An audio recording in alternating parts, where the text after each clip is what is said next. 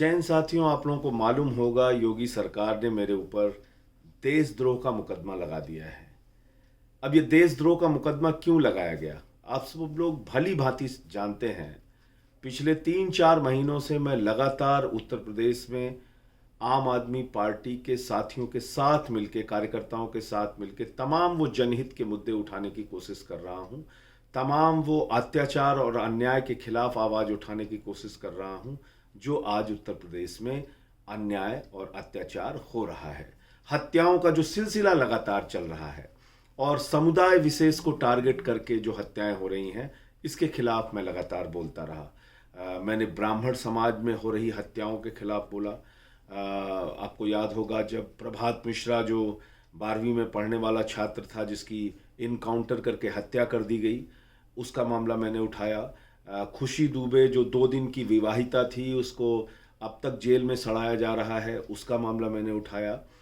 4 वैद्य परिवार के, 4 ब्राह्मण परिवार के लोग प्रयागराज में उनका गला काट के हत्या कर दी गई, उनका मामला उठाया। पत्रकार विक्रम जोशी जी की जब हत्या हुई गाजियाबाद में, तो उनके परिवार से भी मैं मिलने गया। और 3 बार के लोकप्रिय विधायक निर्वेंद्र मिश्रा जी की जब हत्या हुई तो उनके परिवार से भी मैं मिलने गया। और जब मैं वहाँ से वापस लौट रहा था तो आपको याद होगा पुलिस वालों ने मुझे सीतापुर में डिटेन भी किया।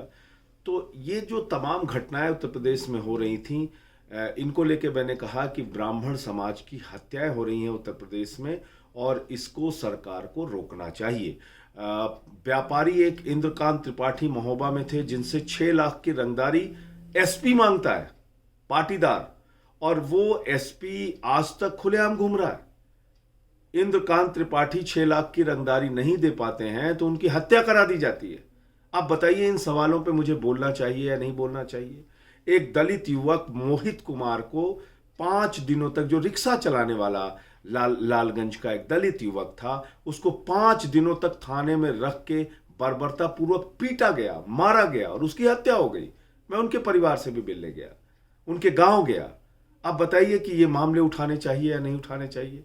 लखीमपुर खीरी में एक दलित परिवार की बच्ची के साथ बलात्कार करके उसकी हत्या कर दी गई, उसका शरीर छत विछत कर दिया गया। बलिया में एक राजभर लड़के को इतना बुरी तरीके से मारा, उसको मार मार के अधमरा कर दिया गया।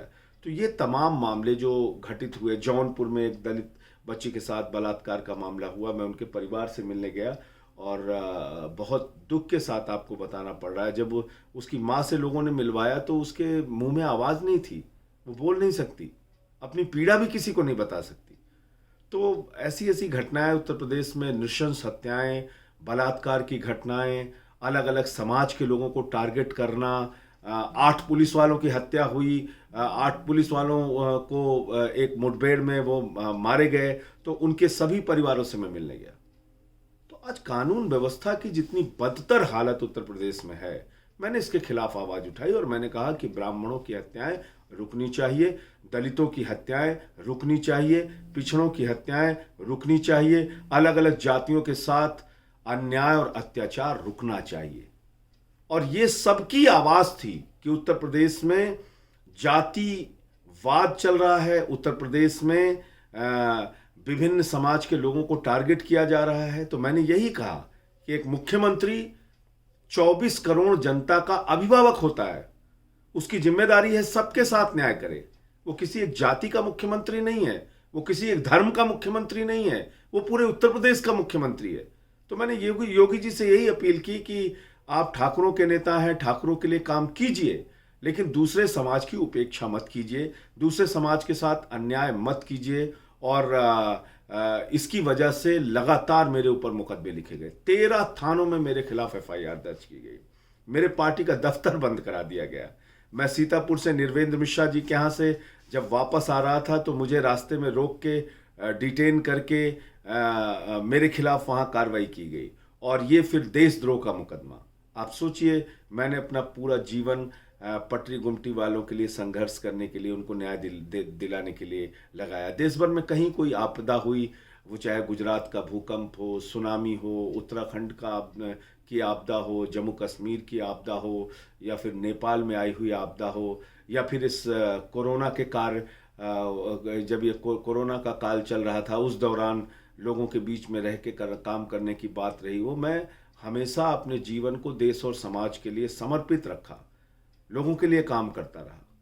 50 बार का ब्लड डोनर हूं मैं। ये सारी चीज़ें बतानी नहीं चाहिए, लेकिन मैंने अपने जीवन में क्या किया है वो आज आपके साथ शेयर करना चाहता हूं। और पीड़ा होती है कि सरकार जब आपके ऊपर दुर्भावना से, राजनीतिक द्वेष के कारण, आप सच बोल रहे हैं इसके कारण देशद्रोह जैसा मुकदमा लगा दिया गया। तो मैंने एक दिन पार्लियामेंट के अंदर 17 तारीख को मैंने ये कहा कि भाई उत्तर प्रदेश में कोरोना के नाम पर घोटाला हुआ है, आपदा में अवसर तलाशा है योगी सरकार ने। 75 जिलों में कोरोना घोटाला हुआ है। 800 रुपए का ऑक्सीमीटर वो 5000 रुपए में खरीदा गया, और 1600 रुपए का थर्मोमीटर वो 13,000 रुपए में खरीदा गया। 800% कमीशन चला। और ऐसे समय में जब शमशान में लाशें बिछी हुई हैं, ऐसे समय में जब कोरोना से लोग मर रहे हैं, ऐसे समय में कोई सरकार कैसे दलाली कर सकती है, भ्रष्टाचार कर सकती है? और क्या इसके खिलाफ आवाज उठाना गुनाह है, अपराध है? और इसके कारण से बौखलाहट में जो ये तमाम मामले मैंने उठाए, मेरे ऊपर देशद्रोह का मुकदमा लगा दिया गया। एक मामला और बताना चाहता हूं। हेमाटोलॉजी एनालाइजर खरीदा गया, अलग अलग जिलों में खरीदा गया। 1,45,000, आप अभी चेक कीजिए वो हेमाटोलॉजी एनालाइजर जेम पोर्टल पे, सरकारी पोर्टल पे 1,45,000 में वो मिल जाएगा। लेकिन चीन की कंपनी से 3,30,000 रुपए में मंगाया गया। एक तरफ भाजपा कहती है कि चीन के सामानों का बहिष्कार करो, और दूसरी तरफ चीन के 3,30,000 रुपए का एनालाइजर मंगाती है। ये हो रहा है उत्तर प्रदेश में। इस भ्रष्टाचार के खिलाफ मैंने पार्लियामेंट में आवाज लगाई, तो उसी दिन शाम को 17 तारीख को मुझे नोटिस दे दिया गया और कहा गया कि 20 तारीख को आप देशद्रोह के मामले में हजरतगंज के थाने में मौजूद रहिए।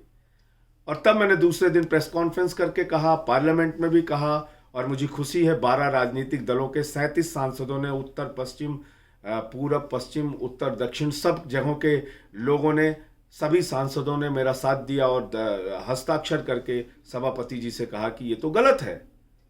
ऐसे एक देश के सर्वोच्च सदन के सदस्य के खिलाफ देशद्रोह का मुकदमा कैसे हो सकता है? तो सर्वे एक कराया था मैंने, उसको आधार बनाया गया कि साहब आप जातिगत सर्वे करा रहे हैं, ये देशद्रोह है। आप मुझे बताइए, मैंने उस सर्वे में पूछा कि भाई योगी सरकार जातिवादी है या नहीं है? अगर आपको लगता है जातिवादी है तो 1 दबाएं, जातिवादी नहीं है तो 2 दबाएं। ये देशद्रोह कैसे हो गया जब मैं उसमें दोनों ऑप्शन दे रहा हूं?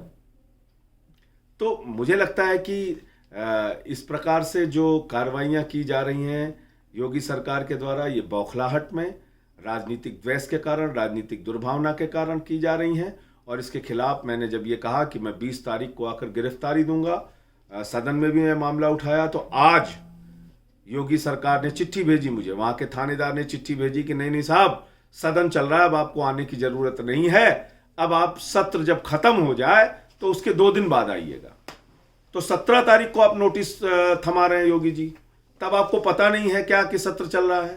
तब आपको पता नहीं है कि सदन चल रहा है? तब आपको पता नहीं है कि देश की संसद चल रही है? और जब देश की संसद चल रही होती है तो सरकारी विभाग का भी कोई कार्यक्रम होता है तो अधिकारी उसे टाल देते हैं कि नहीं, बाद में इस कार्यक्रम में सांसद हिस्सा ले पाएंगे। लेकिन ये हुआ, मुझे बुलाया गया 20 तारीख को, लेकिन जिस प्रकार से आप लोगों का समर्थन मिला, अलग अलग समाज के लोगों का समर्थन मिला, चाहे वो ब्राह्मण समाज हो, चाहे वो दलित समाज हो, चाहे पिछड़े वर्ग के समाज हो, राजभर हो, मौर्य हो, यादव हो, नाई हो, पाल हो, निषाद हो, तमाम जातियों का समर्थन, जाट हो, गुर्जर हो, सबका समर्थन मिला, ब्राह्मण समाज के तमाम संगठनों का समर्थन मिला। तो शायद उसके कारण से दबाव में आकर फिर आज उन्होंने चिट्ठी भेज दी कि नहीं, जब तक सत्र चल रहा है तब तक आपको आने की आवश्यकता नहीं है, अब आप 2 दिन के बाद आइए जब सत्र खत्म हो जाए। तो ये तो अजीब मजाक है। जब देश के सदन में मैंने उठाया, सभापति जी ने उसका संज्ञान लिया और कहा कि हम इस पे कार्रवाई करेंगे, इसकी जांच कराएंगे, तब आप कहते हो नहीं साहब, आने की जरूरत नहीं है। तो ये आंख मिचोली क्यों? ये धींगा मस्ती क्यों? ये चूहे बिल्ली का खेल क्यों? योगी जी, अगर आपको गिरफ्तार करना है तो मैंने तो हमेशा कहा कि मैं अपनी गिरफ्तारी देने के लिए तैयार हूं। और मैं उत्तर प्रदेश के सभी भाई बहनों से और खासतौर से नौजवान साथियों से कहना चाहता हूं, जेल और लाठी का भय अपने मन से बिल्कुल निकाल दीजिए। अगर अपने मुद्दों को लेकर, युवाओं की नौकरी का मुद्दा, बेरोजगारी का मुद्दा, किसानों का मुद्दा, अपराधीकरण का मुद्दा, ब्राह्मण समाज के साथ हो रहे अन्याय का मुद्दा, दलित समाज के साथ हो रहे अन्याय का मुद्दा, पिछड़े समाज के साथ हो रहे अन्याय का मुद्दा, अगर ये मुद्दे आप लोग मजबूती से उठाते रहेंगे तो आपको जेल और लाठी का भय अपने मन से निकाल देना चाहिए। और देखते हैं कितना योगी सरकार जेल में रखती है, कितने मुकदमे आपके ऊपर लगाती है। भाई, उत्तर प्रदेश की जेल की क्षमता जो होगी वो 60-65 हजार लोगों को रखने की होगी। अगर 1 लाख 2 लाख आदमी उत्तर प्रदेश में तय कर ले हम जेलों में रहेंगे, कितने दिन खिलाओगे हमको, कितने दिन रखोगे? चलो, तो इसलिए आज सरकार और सत्ता का मन इसलिए बढ़ा हुआ है कि आज जेल और लाठी से लोग पीछे भागने लगे हैं, डरने लगे हैं। वो डर अपने मन से निकालना होगा और इनको चुनौती देनी होगी कि जितना जेल में रख सकते हो रखो।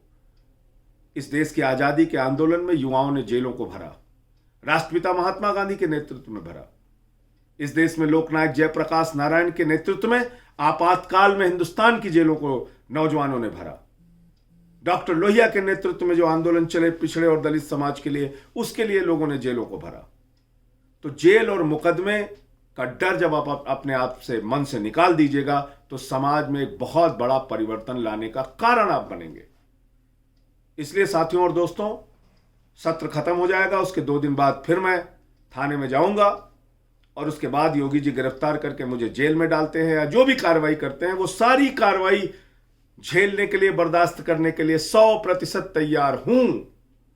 लेकिन ब्राह्मणों की हत्या का मामला, दलितों की हत्या का मामला, पिछड़ों की हत्या का मामला, कोरोना घोटाले के मामले को मैं लगातार उठाता रहूंगा। मैं इन बंदर घुड़कियों से बिल्कुल डरने वाला नहीं हूं और जितने भी इसके परिणाम भुगतने होंगे, मैं उसके सारे परिणाम भुगतने के लिए तैयार हूं।